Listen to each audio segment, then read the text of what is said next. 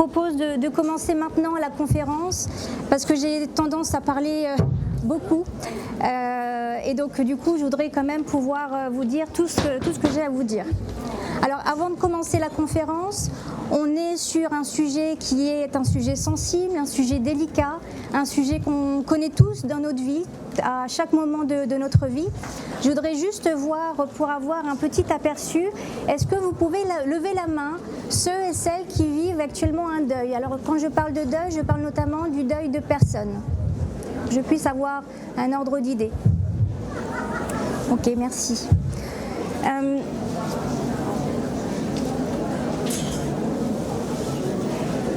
Donc dans un premier temps, je vais vraiment aborder la question du deuil, savoir ce que c'est et de quoi on parle en fait quand on parle de ce sujet-là. Est-ce que c'est confortable pour vous tous avec le micro? Parce que j'ai l'impression qu'il y a des interférences. Alors je vais m'avancer un petit peu dans la salle, j'ai une petite voix, donc je vais faire ce que je vais pouvoir, ok? Donc l'idée en fait c'est que quand on parle du deuil, aujourd'hui le deuil on a bien souvent, quand j'évoque ce thème-là, tout de suite on a cette idée que le deuil c'est forcément la mort, c'est forcément la perte d'un être cher. Or en réalité le deuil ça recoupe une multitude de situations que l'on traverse au cours de notre vie et ce n'est pas exclusivement réservé à la perte d'une personne. Ce qui est dommage dans notre société c'est que au fil des années, on voit que les choses évoluent, le deuil est devenu vraiment un sujet tabou, la mort également. Il y a encore quelques années, il y a 50, 60 ans, la mort et le deuil n'étaient pas des sujets aussi tabous que ça, tout simplement parce que c'était quelque chose qui était intégré à la vie. On accompagnait les gens endeuillés, on veillait nos défunts, on préparait leur corps, on accompagnait les gens jusqu'à leur fin de vie, ils mouraient bien souvent chez eux. Or aujourd'hui, c'est plus le cas. On meurt à l'hôpital, on est accompagné pour sa fin de vie des fois par des auxiliaires de vie, le corps il va être préparé par des professionnels et donc petit à petit il y a eu une mise à l'écart de la mort qui fait que le sujet progressivement est devenu un sujet tabou. Et je trouve ça bien dommage parce que du coup ça veut dire qu'aujourd'hui dès qu'on veut parler de ce sujet-là, je le vois, moi les visages se ferment, les regards se tournent et on n'a pas très envie de parler de ça parce que c'est pas forcément un sujet joyeux. Et là où je dis que c'est dommage, c'est qu'en fait le deuil ne concerne pas que le décès de personne, ça concerne bien d'autres choses, bien d'autres situations de vie. Parce qu'en réalité on traverse un deuil, on traverse un processus de deuil à chaque fois que l'on vit une rupture de vie. Alors la rupture de vie c'est quoi? La rupture de vie c'est tout un tas de circonstances. Ça va être un divorce, une séparation, ça va être partir à la retraite et ça peut être vécu vraiment comme une rupture de vie si la retraite n'a pas été préparée. Ça peut être tomber malade et voir sa vie bouleversée parce qu'elle s'organise autour de divers soins. Ça peut être le départ des enfants de la maison, ça peut être un licenciement, ça peut être une multitude de choses. Et donc on voit bien qu'en fait le deuil en fait on y est confronté dès notre plus jeune âge, d'accord? Donc ce n'est pas quelque chose qui concerne exclusivement le décès de personne. Allez-y, rentrez.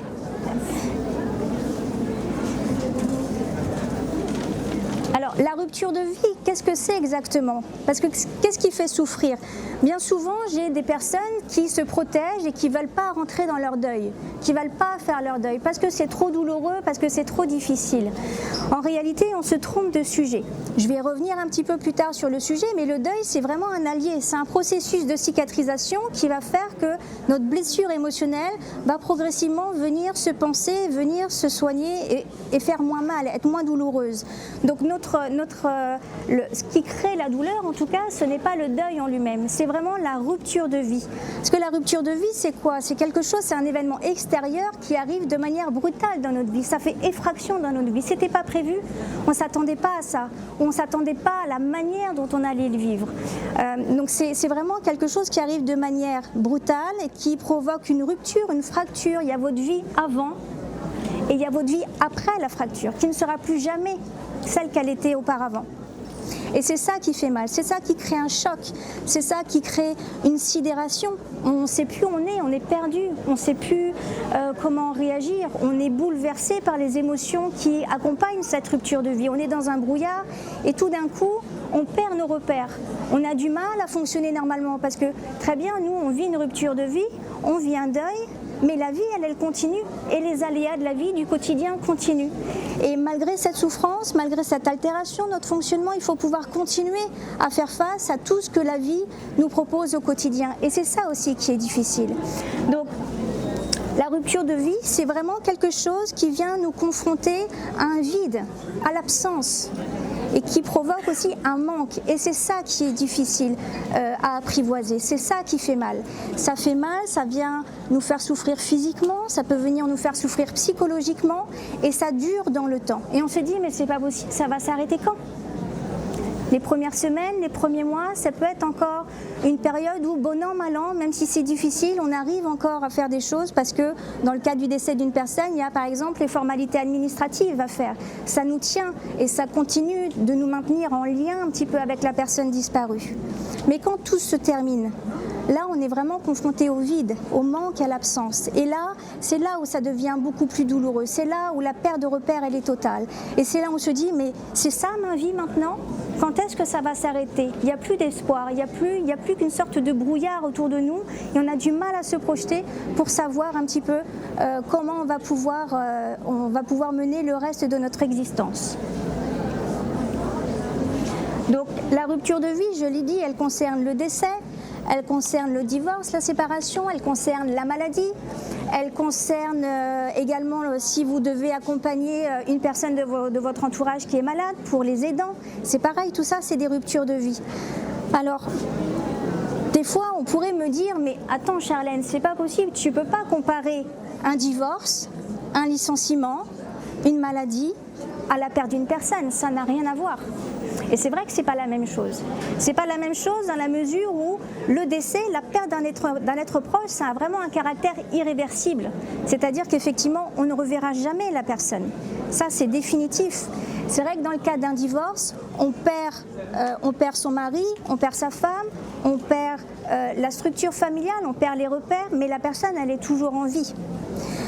Pour autant, moi, je n'aime pas du tout catégoriser la typologie de la rupture de vie et de dire qu'un deuil, décès d'une personne va faire plus souffrir que le divorce d'une personne. Je n'aime pas du tout faire ça, parce que ça c'est vraiment propre à chacun. En fait, la seule chose qui compte, c'est vraiment la souffrance et la douleur de la personne. Et en l'occurrence, certaines ruptures de vie peuvent venir réactiver des deuils passés et non résolus. J'ai eu le cas d'une personne qui est venue me consulter, qui a été licenciée, elle avait une 50aine d'années. Et au fur et à mesure des séances, donc elle venait pour pouvoir récupérer ce licenciement qu'elle n'avait pas du tout anticipé. Et au fur et à mesure des séances, on explore un petit peu sa vie et en fin de compte, la manière qu'il avait de parler de son licenciement correspondait à la manière dont il avait perdu sa mère. Et ça faisait 40 ans. Et avec la thérapie, il s'est rendu compte qu'il n'avait toujours pas fait le deuil de sa mère. Donc vous voyez, il n'y a pas de durée dans le deuil. Et c'est surtout, je ne peux pas dire que un divorce sera quelque chose de plus facile à passer qu'un décès. C'est possible, mais ce n'est pas forcément le cas pour tout le monde. Et dans tous les cas, ça peut réactiver des deuils qui sont non résolus et faire remonter énormément d'émotions. Et puis parce qu'il y a des situations de vie où, dans un laps de temps assez court, on vit une multitude de ruptures de vie. Vous l'avez compris, elle est partout, la rupture de vie. Et c'est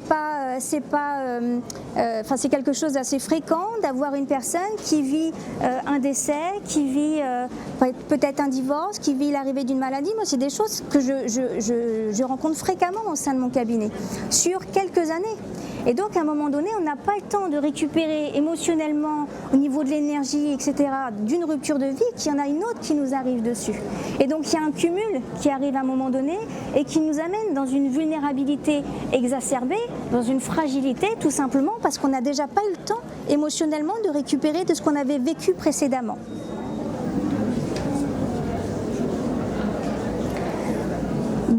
dans cette notion-là, il y a vraiment, dans ces ruptures de vie, ce qu'il faut voir, c'est que c'est l'altération. Il peut y avoir une profonde altération du fonctionnement habituel, que ce soit une altération au niveau affectif, au niveau relationnel, au niveau professionnel, au niveau familial. Il y a plein de répercussions qui peuvent découler de ces ruptures-là.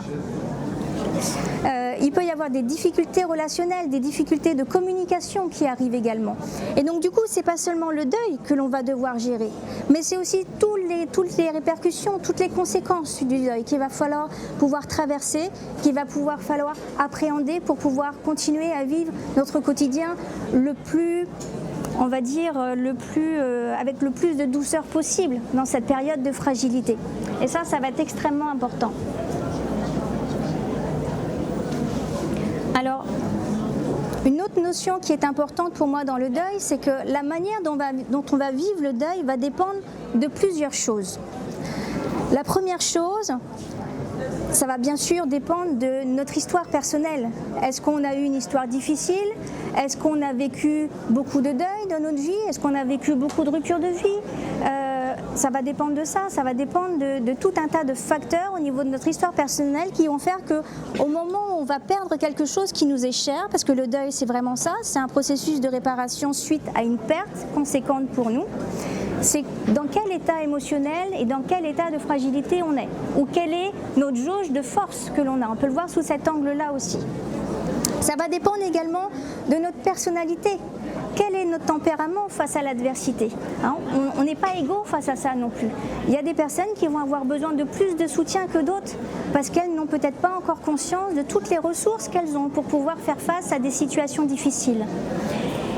Bien évidemment, ça va venir parler aussi de nos failles. Ça va venir réactiver potentiellement les failles que l'on peut avoir et qui nous ont un petit peu, qui se sont créées au fil de notre vie.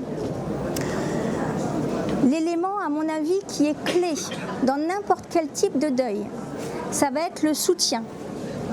Le soutien au sens large, que ce soit le soutien familial, le soutien amical, le soutien professionnel, le soutien au niveau de tout ce qu'il peut y avoir comme prestations dans la société, que ce soit par des groupes de parole en association, que ce soit par tout un tas de types de pratiques qui peuvent exister.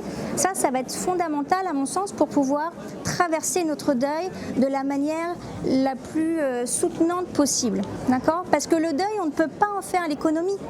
On voudrait bien. On n'a pas envie d'aller dans le deuil parce que le deuil fait mal. On ne veut pas de cette souffrance, elle est insoutenable. Sauf qu'en réalité, c'est une traversée qu'il faut faire pour pouvoir justement se réparer. Et ce qui va nous aider, c'est le soutien. C'est pas qu'on nous cherche des solutions pour aller mieux, parce que nos douleurs, on ne pourra pas l'enlever. Notre souffrance, on ne pourra pas nous l'enlever. Les solutions qu'on va nous proposer, elles ne seront pas forcément adaptées. Par contre, avoir des gens autour de nous qui sont là pour nous écouter, qui sont juste présents dans notre quotidien, qui sont là pour nous proposer de faire des choses ensemble, qui sont juste présents. Ça va être un soutien, ça va être un moteur extrêmement important pour nous apporter un petit peu de douceur dans notre quotidien. Donc ça va dépendre de notre réseau. Si on est très entouré, on aura peut-être plus de facilité à traverser notre deuil. Si on est déjà dans une situation d'isolement, ça peut être un peu compliqué. Ok ? Et puis, le dernier point, c'est que ça va surtout dépendre aussi du lien émotionnel qui nous est rattaché à la personne qu'on a perdue ou à la situation de vie qu'on a perdue. Bien souvent, on va attribuer un niveau de douleur par rapport à la personne que l'on a perdue. D'accord ? Sauf qu'en réalité, il n'y a que le lien émotionnel qui fait que le deuil il va être difficile à passer ou pas. Je vais prendre un exemple, ça peut être le cas par exemple d'une personne qui a perdu sa voisine et qui peut être beaucoup plus impactée par la perte de sa voisine que par la perte de sa propre mère. Vous allez me dire, mais c'est pas possible, c'est quand même sa mère. Mais oui, mais prenez le cas de figure où elle n'avait pas de lien avec sa mère depuis des années parce que ça ne fonctionnait pas, mais qu'elle avait investi sa voisine comme sa mère. Cette personne-là était son pilier de vie, sa référente, sa confidente, celle à qui son soutien. Eh bien, c'est un effondrement qui peut être total pour elle le jour où elle perd. Donc, vous voyez qu'en fait, la douleur du deuil, elle n'est pas liée à la qualité de la personne que l'on perd. Elle est liée au lien émotionnel qu'on avait avec elle. De la même manière, Je perds un animal de compagnie, je perds mon chat, je perds mon chien. J'entends souvent des choses, oui, mais ça va, elle va s'en remettre, ou il va s'en remettre, c'est qu'un chien, c'est qu'un chat. Mais on ne sait pas derrière quel est le lien émotionnel. On ne sait pas comment cet animal il a été investi. Je vais vous donner le cas j'ai un ami qui s'est suicidé en début de cette année. Sa mère, elle est toute seule et elle a récupéré son chien. Ce chien-là, c'est le prolongement de sa relation avec son fils. Je n'ose pas imaginer ce qui va se passer le jour où le chien va décéder. Ça va être probablement terrible. J'ai un autre cas, j'ai une médecin addictologue. Alors elle, son papa, s'était suicidé quand elle avait 9 ans, elle a passé toute sa vie avec sa mère, elle ne s'était pas mariée, elle n'avait pas d'enfants, elle avait un réseau social extrêmement limité, juste des connaissances par-ci par-là, à peine. Sa mère est décédée et 6 mois après, son chat s'est fait écraser sur la route. Son chat, c'était le dernier lien d'affection qu'elle avait. Et donc, déjà, son deuil pour sa maman était difficile, mais le fait d'avoir perdu son chat, c'était encore pire, parce que ça lui enlevait le dernier lien d'affection qu'elle pouvait avoir. J'insiste là-dessus, c'est parce que l'idée derrière, c'est que ce sujet du deuil nous invite à 2 choses. Il y a nous endeuillés, comment on traverse notre deuil. Mais il y a aussi l'autre côté, nous en tant qu'entourage, comment on accompagne nos proches endeuillés. Vous voyez ? Donc l'idée, c'est de ne pas catégoriser le deuil que la personne vit. La seule chose qui compte, c'est la douleur et la souffrance qu'elle peut ressentir par rapport à ça. D'accord ? Même si pour nous, c'est qu'un chat, qu'un chien et que ça ne nous fait rien, mais c'est nous. Mais que peut-être pour la personne en face, c'est autre chose. Donc du coup, vraiment ce sujet-là, je trouve qu'il nous invite à avoir un repositionnement dans un double sens. C'est-à-dire qu'il y a à la fois se repositionner, le deuil va nous faire travailler, il va nous faire vivre un cheminement intérieur qui va nous changer, qui va changer notre rapport à la vie, notre rapport au monde, notre rapport aux autres. Mais il y a aussi, nous en tant que personnes, comment on accompagne nos endeuillés, comment on accompagne nos proches qui sont en situation de difficulté et de fragilité. Ça nous amène aussi à développer dans cette société très individualiste où on est un petit peu pour le chacun pour soi. Souvent, ce que j'entends, c'est qu'au bout de quelques semaines, quelques mois, aïe, il n'y a plus d'écoute, il n'y a plus personne. Et oui, mais vous vous rendez compte, Chalet, on me dit, il faut que je reparte dans la vie. J'ai perdu mon conjoint il y a 1 an, on me dit, mais mets-toi sur les réseaux, rencontre quelqu'un d'autre. Mais c'est pas possible. Il faut donner le temps à la personne de pouvoir se reconstruire, c'est important. Et donc, au lieu de vouloir trouver absolument des réponses, des solutions pour qu'elle aille mieux, c'est changer de positionnement. L'endeuillé ne demande pas de solution, il demande juste de l'écoute, il demande juste de l'attention. Et donc il faut toujours avoir ça en tête pour pouvoir accompagner aussi les endeuillés, pour les soutenir et les aider à traverser leur deuil. Alors pour venir un petit peu plus sur le sujet du deuil, le deuil c'est quoi ? Le deuil c'est vraiment un processus de cicatrisation. De la même manière, quand vous vous cassez un bras, votre os il est cassé, votre corps il va mettre tout en œuvre pour réparer votre os. Vous ne faites strictement rien pour que votre os se consolide. En 45 jours, votre os est réparé. Eh bien, le processus de deuil, c'est exactement la même chose. Il œuvre pour vous. Vous n'avez strictement rien à faire. Il œuvre pour vous inconsciemment, avec différentes phases, des phases oscillatoires, avec un tumulte émotionnel, un mélange de colère, de honte, de culpabilité, de tristesse, tout ça un petit peu brassé dans tous les sens. Mais ça, c'est le processus de deuil qui veut ça. Et ce qu'il faut savoir, c'est qu'il dure dans le temps. La moyenne d'un deuil, c'est 3 à 5 ans. On est bien loin de quelques semaines ou quelques mois. Plus le deuil va être difficile et plus ça va mettre de temps. Mais c'est normal, c'est au niveau de l'échelle du stress, le deuil représente l'événement de vie qui représente le plus haut degré de stress. C'est un choc. Le corps subit un choc psychologiquement, émotionnellement et physiquement. Il a besoin de temps pour se remettre de tout ça. D'autant plus que dans cette traversée du deuil, les dates anniversaires, la date du décès, la date d'anniversaire, les fêtes de famille, ça marche de la même façon pour un divorce, hein, c'est exactement la même chose. D'accord ? C'est exactement la même chose pour une maladie. Il y a toujours des dates qui nous rappellent certaines choses. Ah oui, à cette époque-là, j'étais encore valide. Ah, à cette époque-là, c'est la date où, suite à mon cancer du sein, j'ai une opération pour avoir une ablation du sein. Il y a toujours des dates qui rappellent des souvenirs douloureux. Et à chaque fois, ça ravive un petit peu la blessure. Donc forcément, il faut du temps. il faut cheminer pour que ça puisse s'apaiser. Mais pour cheminer, encore faut-il pouvoir s'exprimer. L'expression, c'est pas que par la parole, ça peut être par tout un tas de types de choses, ça peut être par du dessin, ça peut être par de l'écriture, ça peut être par des activités, mais il y a un besoin d'expression. Les hommes et les femmes, c'est pas la même chose. Les femmes, en général, elles ont besoin de beaucoup parler. Les hommes, des fois, c'est un petit peu différent, ils ont besoin d'agir. Ça passe plus par l'action.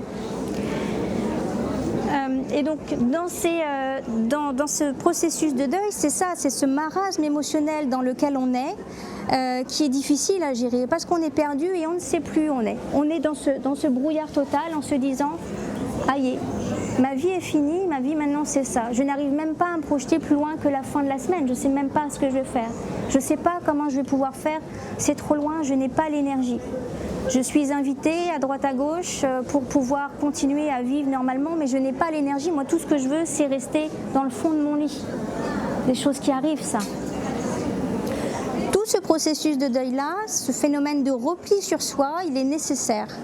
Il est nécessaire parce que vous avez eu un choc et à un moment donné, pour récupérer, c'est comme quand on est malade. Le deuil n'est pas une maladie, d'accord? Ce n'est pas ce que je dis. Mais quand on est malade, on a besoin de se reposer, de dormir pour pouvoir récupérer. Eh bien, le deuil, c'est un processus qui va utiliser votre énergie, qui travaille aussi, d'accord? Donc c'est pour ça que vous pouvez avoir de l'épuisement, de la fatigue, des douleurs physiques, des douleurs psychologiques, beaucoup d'émotions qui sont là. C'est tout ce travail de deuil qui vous remue et qui travaille pour vous, d'accord? Tout ce travail-là, ce processus-là, cette période de repli, elle est là aussi pour, déjà pour vous poser, pour vous aider à récupérer une énergie, et parce que dans cette phase-là où vous êtes en bas, vous n'allez pas avoir d'autre choix que d'aller chercher en vous les ressources nécessaires pour pouvoir remonter. Vous voyez, c'est à double niveau, c'est à la fois je me repose, c'est à la fois je cherche les ressources en moi pour pouvoir me sortir de cette situation-là. Et j'ai tout un questionnement qui va s'opérer. Je viendrai sur ce questionnement-là un petit peu plus tard. Donc tout ce processus de deuil-là, quel est son objectif? Il ne vise pas à accepter la perte, parce que on ne peut pas accepter d'être malade. C'est pas possible. Comment je peux accepter d'avoir perdu une partie de mon corps si j'ai une ablation du sein? Comment je peux accepter d'avoir divorcé? J'ai perdu tout ce que j'avais projeté, ma vie de famille, mes enfants peut-être, le lieu de vie, tout ce que j'avais imaginé, les projets futurs avec mon conjoint de l'époque. J'ai perdu tout ça, c'est pas acceptable. Comment je peux accepter d'avoir perdu un enfant, d'avoir perdu un conjoint? On ne peut pas dire qu'on accepte, c'est impossible. Par contre, le processus de deuil vise à intégrer la réalité de la perte. Ce n'est pas la même chose. Accepter, ce n'est pas être d'accord. Je ne suis pas d'accord avec ce qui s'est passé. On ne peut pas être d'accord. Par contre, on peut intégrer la réalité qu'on a perdu quelque chose qui nous était extrêmement cher. Et c'est tout ce que vise le processus de deuil, c'est d'intégrer la réalité de cette perte-là. Et de pouvoir se reconstruire pour pouvoir fonctionner sans cette personne-là. Sans l'oublier pour autant, parce qu'on n'oublie pas, on n'oublie jamais. Mais on arrive à fonctionner différemment, parce que cette phase de deuil nous a invités à aller chercher nos ressources en nous-mêmes, à puiser au fond de nous pour savoir comment on allait pouvoir se relever de ces situations. Alors dans cette introspection personnelle, il y a plein de... Je regarde l'heure parce que vous voyez je parle beaucoup, 15h25, il faut que j'accélère un peu. Je pourrais parler de ça toute la journée, je suis désolée. Dans cette introspection personnelle, il y a forcément tout un tas de questions que vous allez vous poser. Mais qui je suis sans cette personne? Qui je suis sans mon travail? Imaginez une retraite non préparée, mon travail c'était toute ma vie. C'est ce qui me donnait un sens à ma vie, c'est ce qui me donnait une identité, c'est ce qui me donnait le sentiment d'appartenir au monde. J'ai rien préparé, je pars à la retraite et je n'ai plus rien. Ma femme, c'était le pilier de ma vie. Mon mari, c'était le pilier de ma vie. Comment je fais après aujourd'hui pour vivre sans lui? Qui je suis si je ne suis plus mariée? Qui je suis dans ma nouvelle identité de veuf, de veuve? Qui je suis maintenant que je n'ai plus mon parent, mon enfant?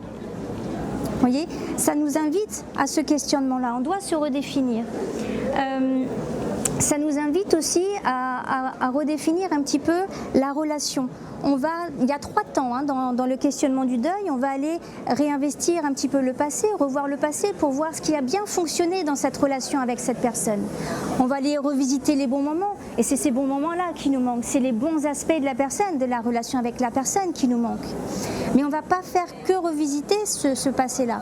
On va aller aussi essayer de voir les aspects de cette personne un petit peu plus sombres. Qu'est-ce qui fonctionnait moins bien? Quels étaient ses défauts? Il m'embêtait quand il faisait ça, mais qu'est-ce que j'ai pu lui dire d'arrêter de faire ça? Qu'est-ce que j'ai pu lui dire? Combien de fois je lui disais de mettre ses chaussettes dans le panier de linge? C'était pas compliqué. Oui, c'est des petites anecdotes comme ça, c'est pas grand-chose.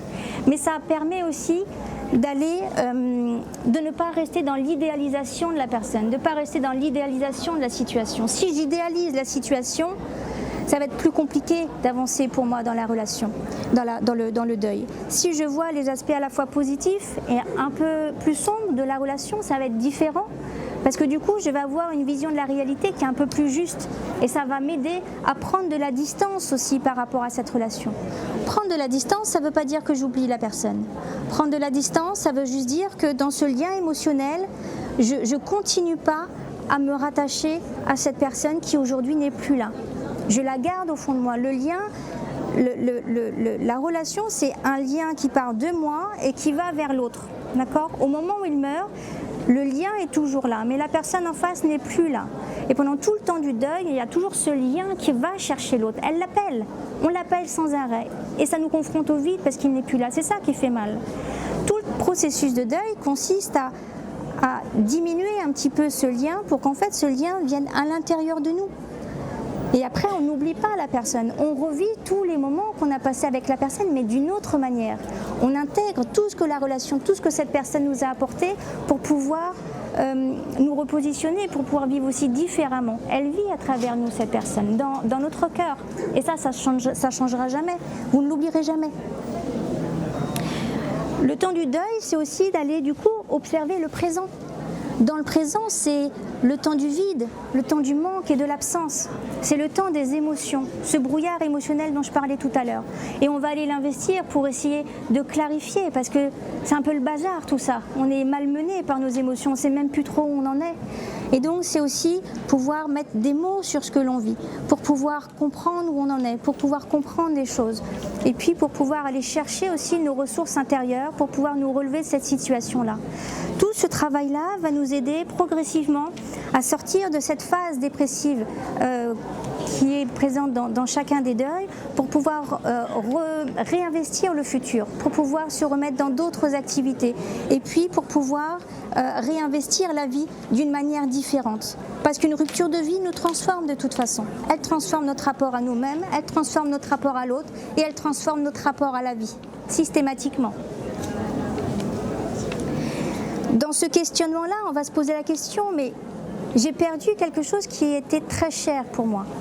Une personne, une situation, ma santé, mes enfants, s'ils sont partis de la maison et que j'avais investi toute mon énergie dans ma fonction de maman, par exemple. Ça crée un énorme vide, c'est un énorme choc aussi, quand du jour au lendemain, on n'a plus ses enfants à s'occuper. Ça, j'en rencontre régulièrement des femmes qui vivent ça. Eh bien, ça va venir nous questionner, mais qu'est-ce qui est fondamental pour moi aujourd'hui ? De quoi j'ai besoin ? Quelle direction je veux donner à ma vie ? Quelles sont cette rupture de vie-là, elle me fait travailler. Qu'est-ce qui est fondamental ? J'ai une personne un jour qui me disait, un groupe de parole, elle avait perdu son mari à la quarantaine d'un cancer, elle avait 3 enfants. Et puis au bout de plusieurs séances de groupe de parole, un jour, elle fond en larmes et elle nous dit, mais en fait j'ai compris que la seule chose qui est importante dans la vie, mais c'est l'amour. Le reste, c'est rien. Les soucis d'organisation, les soucis financiers, mais c'est rien. La seule chose qui importe dans la vie, c'est l'amour. Et donc, le fait pour elle d'avoir compris ça, elle s'est repositionnée dans ses priorités, dans ses relations à l'autre, pour pouvoir passer plus de temps de qualité avec les êtres chers. Vous voyez, c'est ce remaniement-là qui s'opère à un moment donné dans le processus de deuil. Ça s'opère dans notre relation aux autres, ça s'opère aussi dans notre relation à nous-mêmes. Parce que quand on a perdu quelqu'un, c'est est-ce que j'ai été suffisant avec la personne qui est partie ? Est-ce que je lui ai apporté assez ? Mais c'est aussi, est-ce que j'ai pas trop donné? Est-ce que moi, je ne me suis pas oubliée aussi en tant que personne dans cette relation? Vous voyez, donc ça invite aussi à se repositionner dans ce sens-là. Hein, repositionnement par rapport à l'autre, mais aussi repositionnement par rapport à soi. Donc ça, j'en ai déjà parlé. Concernant le soutien, je voudrais juste apporter un complément d'information. Tout à l'heure, je vous ai dit que ce qui va vraiment vous aider dans votre deuil, c'est le soutien que vous pouvez avoir. J'ai dit aussi que le deuil nous brasse tellement qu'on peut ne pas avoir assez d'énergie pour pouvoir faire les choses. À un moment donné, il est important aussi de peut-être changer notre façon de voir les choses et de se dire « Ok, ça fait 2 fois que je suis invitée à un dîner ou à une sortie par telle copine, telle amie, telle famille, etc. J'ai pas envie d'y aller. J'ai pas le courage, moi je veux rester au fond de mon lit, je veux rester tranquille chez moi. J'ai pas envie de sociabiliser. » Et c'est ok, vous avez le droit de ne pas avoir envie. En revanche, la question à se poser, c'est est-ce que c'est utile pour vous ou pas d'aller sociabiliser? Et oui, c'est utile. Dans le deuil, il y a aussi protéger ses relations sociales. Vous ne vous mentez pas. L'idée, c'est pas d'aller vous dire j'ai envie d'y aller. Non, vous savez très bien que vous ne voulez pas y aller. Mais vous savez que par contre, c'est utile pour vous, pour ne pas rester isolé, pour ne pas rester enfermé, toujours dans ce cycle de pensée que vous pouvez avoir autour du deuil.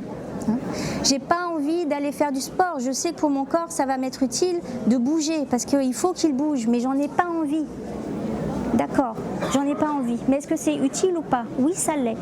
Très bien, alors je vais peut-être aller juste faire 15 minutes de marche, mais j'essaye un peu. Je fais des choses qui sont utiles pour moi, pour pouvoir m'aider à récupérer physiquement, psychologiquement et émotionnellement.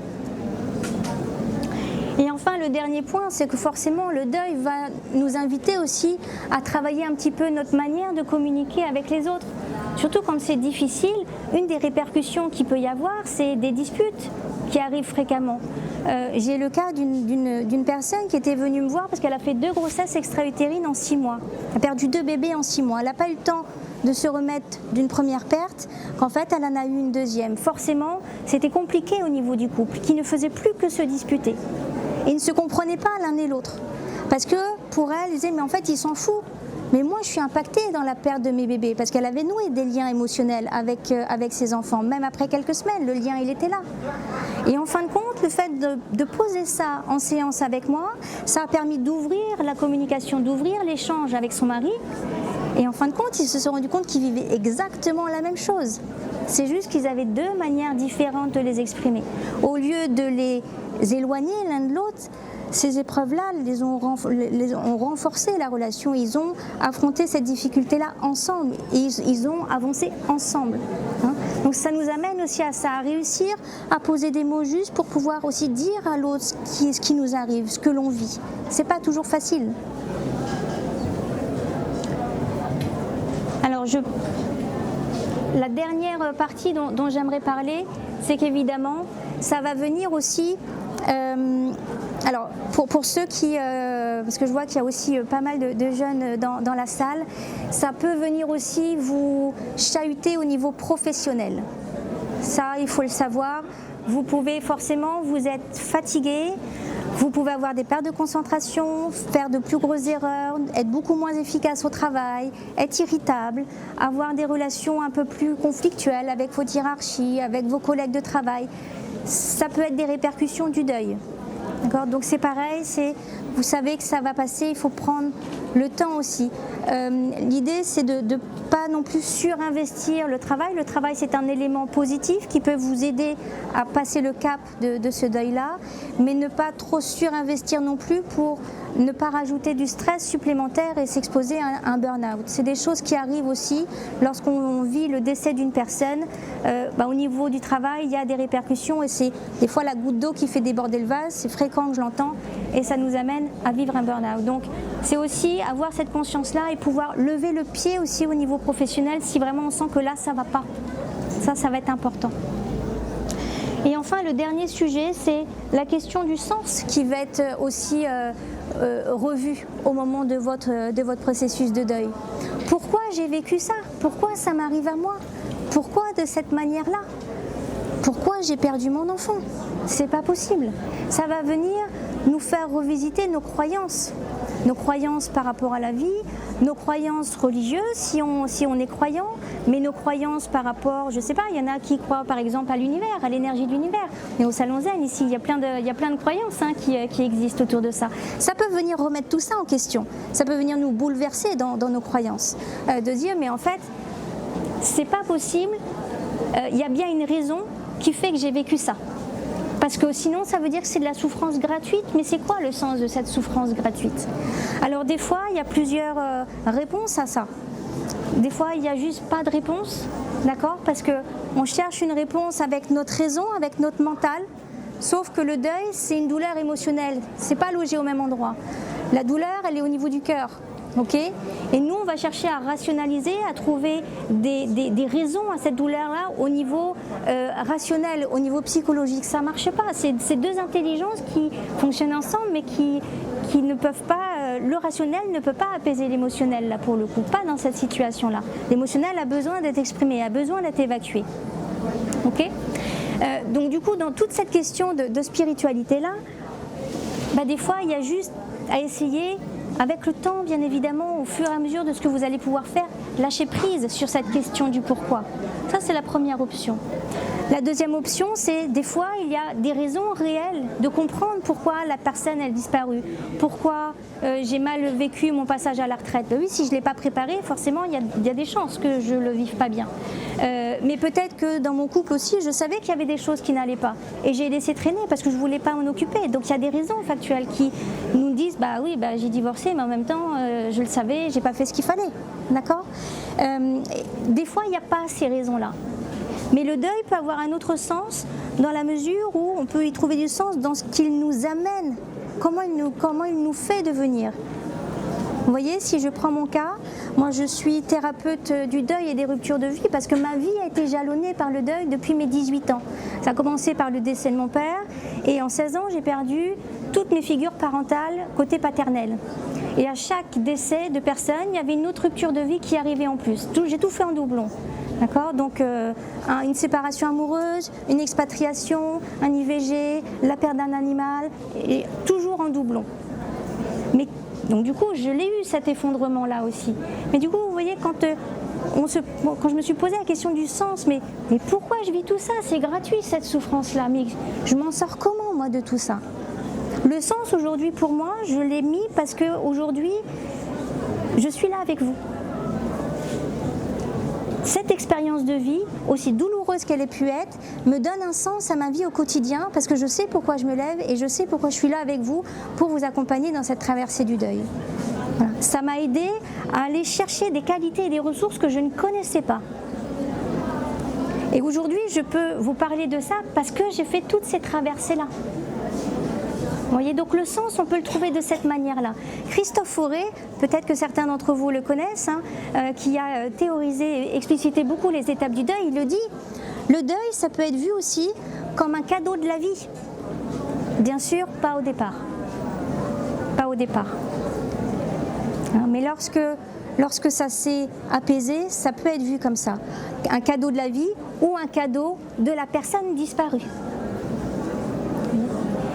Mais ça veut dire aussi que c'est un message qui est porteur d'espoir, c'est-à-dire que ça ne sera pas toujours comme ça.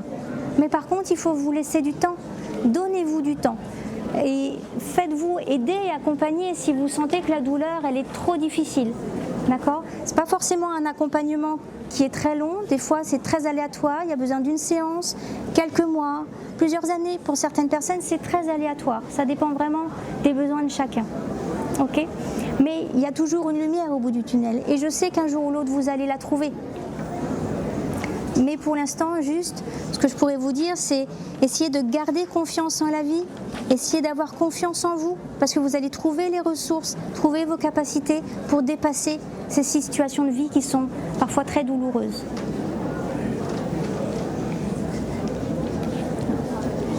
Je vais m'arrêter là pour l'intervention. Je voudrais laisser de la place un petit peu peut-être aux questions que vous pouvez avoir suite à cette prise de parole ou peut-être à des choses que vous voudriez partager. Est-ce que quelqu'un a des questions sur ce qui vient de se passer ou des questions juste sur ce qu'il est en train de vivre ?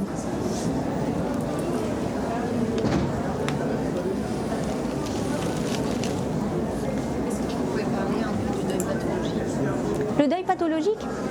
Alors le deuil pathologique, c'est lorsqu'en fait le processus de deuil est bloqué. Il est bloqué, il peut être bloqué pour tout un tas de raisons. Alors on parle de deuil pathologique tout simplement parce qu'il perdure dans le temps. Cette notion, elle a été remise un petit peu en question parce que dans le deuil, il n'y a pas de notion de temps. Alors le DSM-4, qui est un manuel de psychologie de référence, dit que le deuil pathologique, il intervient au bout de 6 mois. Bon, c'est faux, hein, heureusement, parce que sinon, il y aurait beaucoup plus de deuil pathologique qu'autre chose. Donc en fait, le deuil pathologique, c'est vraiment quand ça dure depuis des années, qu'en fait on est bloqué, on n'avance pas, et qu'après plusieurs années, en fait, on n'a pas réussi à se rééquilibrer, et qu'il y a toujours énormément d'émotions. On ne peut pas parler de la personne défunte, parce qu'en fait, ça nous chamboule trop. Donc là, il y a quelque chose, il y a un nœud, il y a quelque chose qui a débloqué au niveau de ce processus pour pouvoir continuer à avancer. Alors c'est pareil, il n'y a pas, j'insiste beaucoup, il n'y a pas de durée dans le deuil. Ça n'existe pas à dire bah, c'est bon, j'ai fait mon deuil. Bah, ça n'existe pas en fait. Parce qu'à chaque moment de notre vie, on peut être brassé par un deuil de différentes manières. Alors, je vous en ai parlé tout à l'heure, il y a les dates d'anniversaire, il y a les événements de vie, mais forcément, quand on a perdu des personnes, n'importe quel événement familial, bah, ça réactive le fait qu'on a une personne qui n'est pas là. Son anniversaire, c'est pareil, notre anniversaire, elle n'est pas là non plus, mais il n'y a pas que ça. Alors, j'avais la théorie, mais je n'avais pas la pratique. Alors, j'ai découvert la pratique en décembre l'année dernière. Mon père, il est décédé un 23 décembre 2004, donc à un mois près, j'avais 19 ans. Donc j'ai mis longtemps à faire son deuil, si je peux m'exprimer comme ça. Et donc je savais qu'il pouvait y avoir des réactivations de deuil. Il est décédé d'une méningite, ça s'est étalé sur 3 semaines, de début décembre jusqu'à fin décembre, jusqu'au moment des obsèques. Et cette année, l'année 2024, décembre 2024, j'ai pas compris ce qui m'arrivait tout le mois de décembre, mais j'étais mal, mais mal. Et je voulais pas aller à la fin de l'année, je voulais pas arriver à Noël, je voulais fuir. Moi, je voulais partir à l'étranger pour fuir tout ce qui pouvait se passer. Et je ne comprenais pas, je me disais mais c'est bizarre, pourquoi je suis comme ça? Et j'arrivais pas à respirer, j'étais comme en apnée. Je ne mettais pas de mots sur ce qui se passait. Puis plus le mois avançait, plus je pleurais. Je me suis dit, mais qu'est-ce qui se passe? Je ne comprends pas ce qui m'arrive. Et j'ai commencé à mettre des mots début janvier, à peu près mi-janvier. Parce que mi-janvier, un truc qui s'est débloqué, j'ai recommencé à respirer. Et je me suis dit, mais c'est marrant, toute cette phase-là, je la connais. Je la connais, c'est ce que j'ai vécu chaque année pendant 6 ans après le décès de mon père. Sauf que, 23 janvier 2024, ça faisait 20 ans qu'il était mort. 20 ans. Donc et moi, quand il est décédé, j'avais quasiment 19 ans.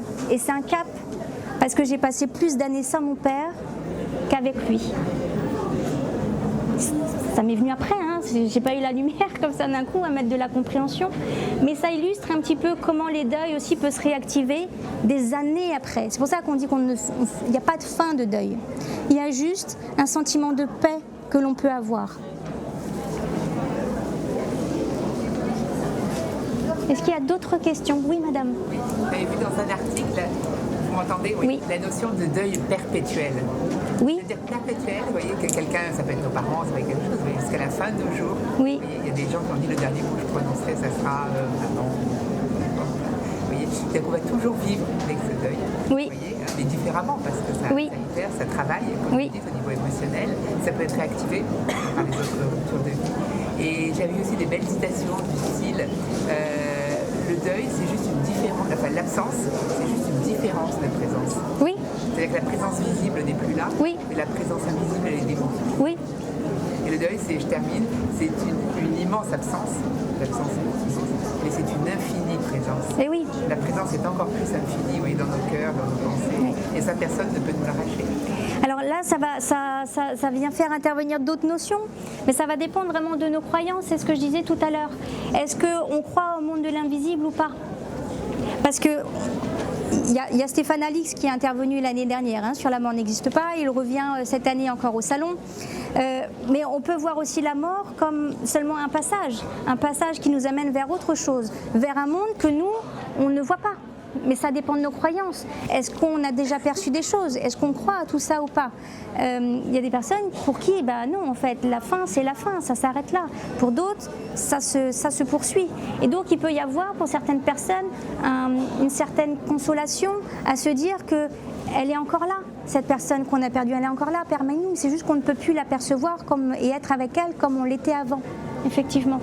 Et dans cette notion de deuil perpétuel, c'est ce que je disais tout à l'heure, le fait d'aller investiguer un petit peu les parties sombres de la personne que l'on a perdue et ne pas rentrer dans l'idéalisation de la personne, c'est justement pour ne pas rentrer dans ce deuil perpétuel.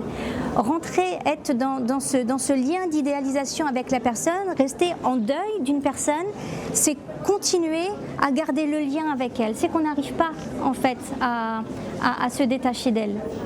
Vous voyez ? Donc c'est une manière de rester en lien parce qu'on ne peut pas la quitter. Alors c'est une manière de faire, ça dépend de chaque personne, il n'y a pas de jugement à avoir. Peut-être que la personne qui a vécu ça, eh bien c'est sa stratégie à elle pour pouvoir continuer à vivre. Vous voyez, normalement, sans être trop impacté et chamboulé, c'est ok si c'est ça, tant que ça ne vient pas perturber après le fonctionnement normal de la personne. Vous voyez, il y a plein de stratégies. Mais c'est pour ça que je disais tout à l'heure qu'aller investir aussi les parties un peu plus sombres de la personne, ça évite de tomber dans ces deuils perpétuels. Vous avez une question ? Est-ce que vous proposez un accompagnement et comment ça se présente ? Oui. Alors la question c'est est-ce que je propose un accompagnement et comment ça se présente ? Donc oui, effectivement, je propose un accompagnement. Donc j'ai 2 cabinets.